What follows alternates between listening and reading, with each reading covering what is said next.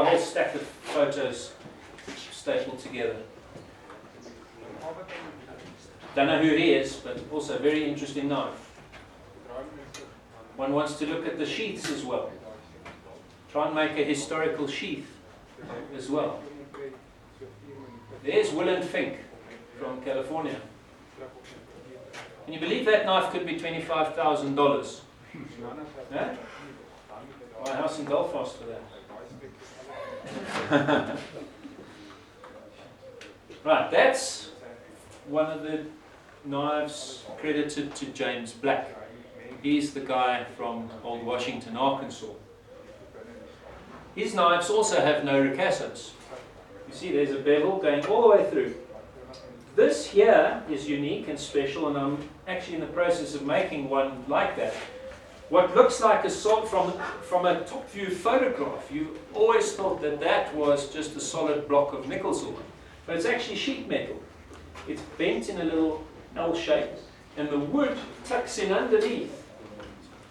You see that? So this is soldered to the ricasso here, coming up like this, and the wood tucks under. You've got a mortise tang construction in here. He's put some twisted wire to hide probably the joint. Okay?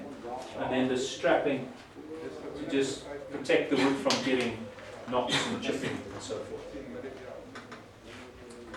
You'll see that pin there and that pin there will go through the narrow tang. These ones on the outsides go through the wood only. That one is titled Bowie number 1.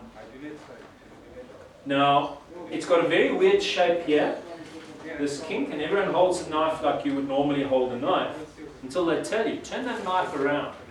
Hold it upside down. When you hold that knife upside down, suddenly your thumb goes in there and the knife aims forward. And as a fighter, that knife is held perfectly. A blade where the handle is straight with the knife, if you hold it, the knife is up in the air. But now you want to poke someone in front, you've got to twist your whole wrist. But what about giving that blade a kink that your knife is aimed forward to start with? And that's what happens here. It's it's an upside down Bowie knife. Interesting. That one's called the Bart Moore Bowie knife. Also a very iconic blade. That's a massive knife. That blade is about 12 inches long. A very, very big knife. This is oak handle, and I think that was pewter. Also some other casting. The guys were often using wrought iron wagon steel for fittings. There's that, what's his name?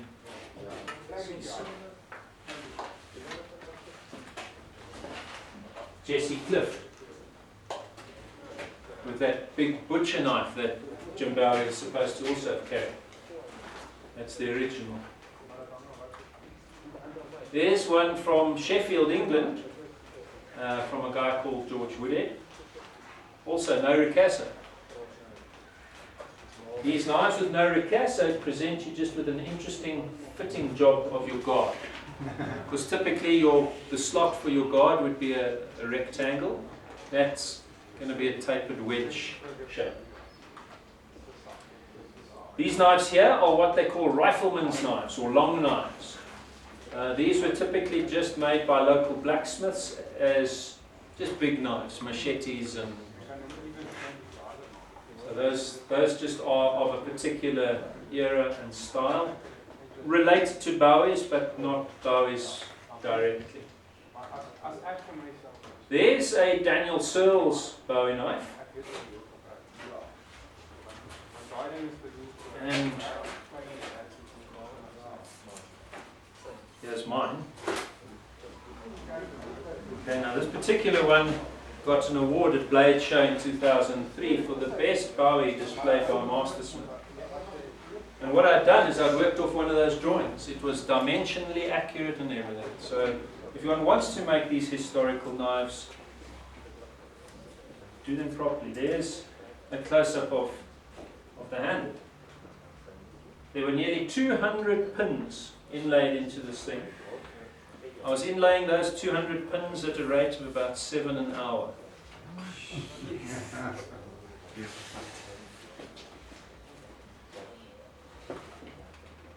There's a Michael Price, also California Bowie.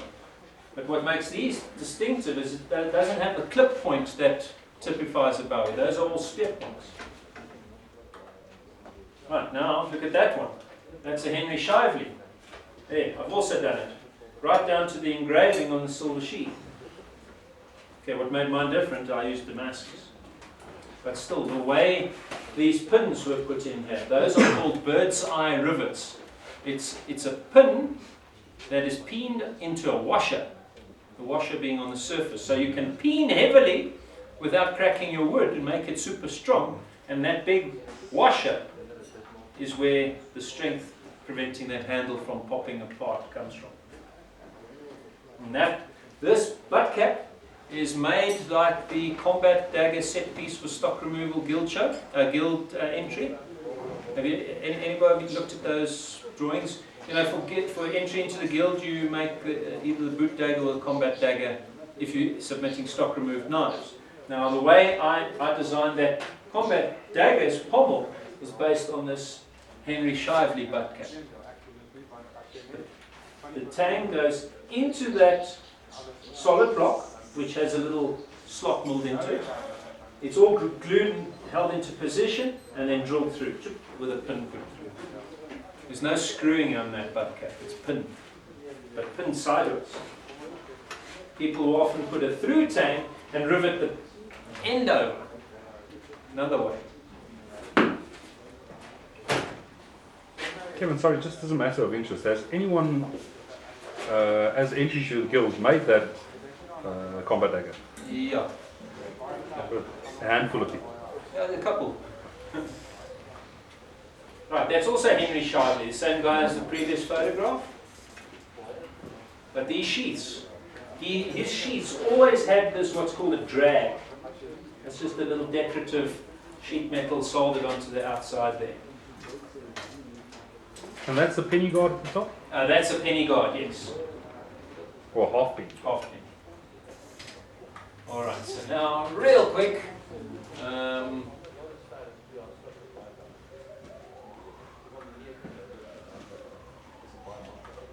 Right, so these are all mine. And we're going to go through them real quick. If there's something you want more clarity on, I'll pause, but it's time for Ari to talk. Thank you. No, 0% by the way.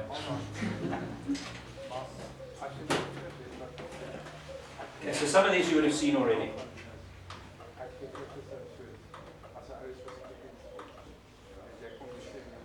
That one was also a prize winner at Guild Show.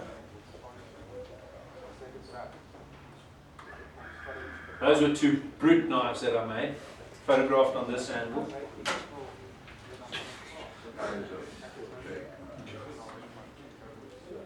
Nice comment on that one. That's just an interesting retainer on a sheath.